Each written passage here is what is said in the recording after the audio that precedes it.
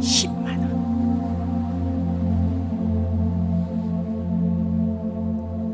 여자 홀몸으로 힘든 농사일을 하며 판사 아들을 키워낸 노모는 밥을 한 끼 굶어도 배가 불렀다.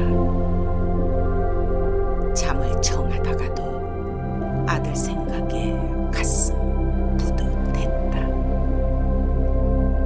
온 세상을 다 가진 듯 온열 땡볕 힘든 농사일에도 흥겨운 콧노래가 났다. 이런 노모가 갓지은 농사를 바리바리 이고치고 귀한 아들을 만나기 위해 서울로 향했다. 해서 가벼운 발걸음을 재촉하고 또 재촉했다. 아들네에 도착했는데 이날따라 아들만큼이나 귀한 며느리가 집을 비우고 눈에 넣어도 아프지 않은 손자만 집을 지켰다. 아들이 판사이기도 하지만 부잣집 딸을 며느리로 둔 덕택에 촌노의 눈에 신기하기만 한 살림살이에서 눈을 뗄 수가 없었다. 한참 집안을 이리저리 구경하는데 뜻밖의 물건이 눈에 띄었다. 그 물건은 바로 가계부였다. 부잣집 딸이라 가계부를 쓰고 있으리라 생각도 못했다. 그런데 며느리가 쓴 가계부를 보고 감격해 그 내용을 들여다보니 각종 세목이 많았다. 부식비, 의류비, 간식비 등 촘촘하게 서내려간 며느리의 야무진 살림살이에 또 한 번 감격했다.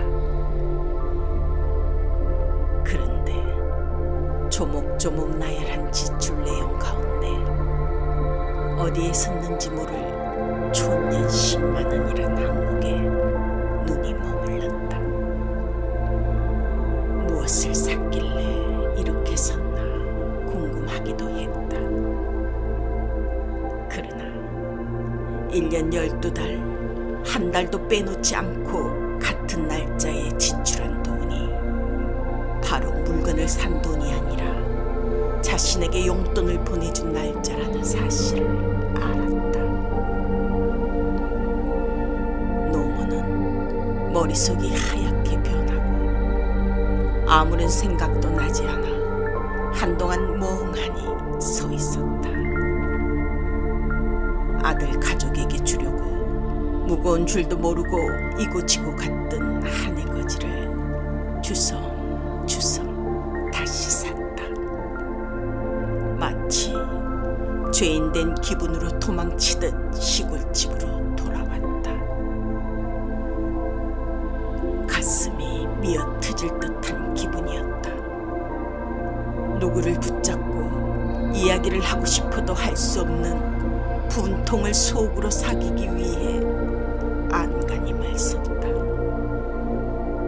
그때 금지옥 옆 판사 아들의 전화가 왔다. 어머니, 왜 안 주무시고 그냥 가셨어요? 라는 아들의 말에는 빨리 귀향길에 오른 어머니에 대한 아쉬움이 한가득 배어 있었다. 노모는 가슴에 품었던 폭탄을 터뜨리듯 말했다. 아니, 왜? 촌년이 거기서 자? 하며 소리를 지르자 아들은 어머니 무슨 말씀을 하시느냐며 말을 잇지 못했다. 나한테 묻지 말고 너의 방 책꽂이에 꽂힌 가계부를 들여다봐라. 잘 알게다. 그리고는 수화기를 내팽개치듯 끊어버렸다. 아들은 가계부를 펼쳐보고 어머니의 역정이 무슨 이유에 쓰인지 알았다. 그렇다고 아내와 싸우자니 판삿집에서 큰 소리 난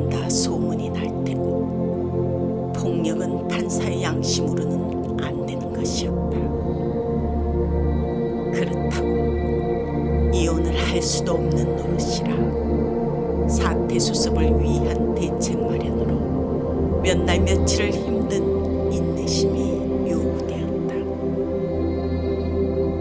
그러던 어느 날 바쁘다는 핑계로 미뤘던 처갓집을 다녀오자는 말에 아내는 신바람이 나서 선물 보따리며 온갖 채비를 다해 친정 나들이길 내내 입가에 즐거운 비명이 끊어지지 않았다.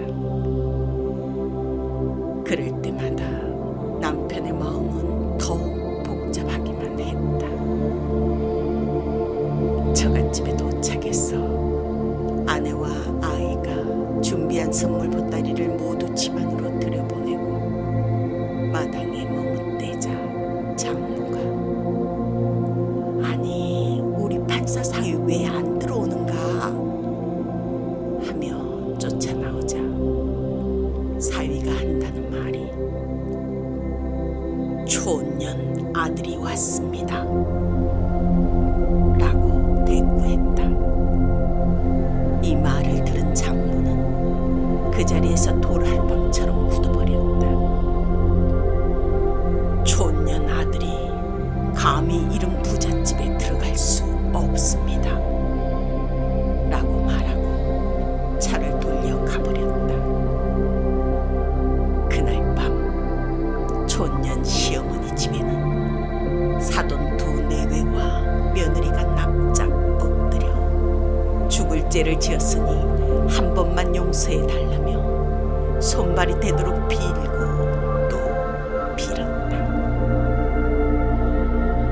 이후 며느리 가계부에는 촌년 10만 원은 온데간데 없고 시어머니 용돈 50만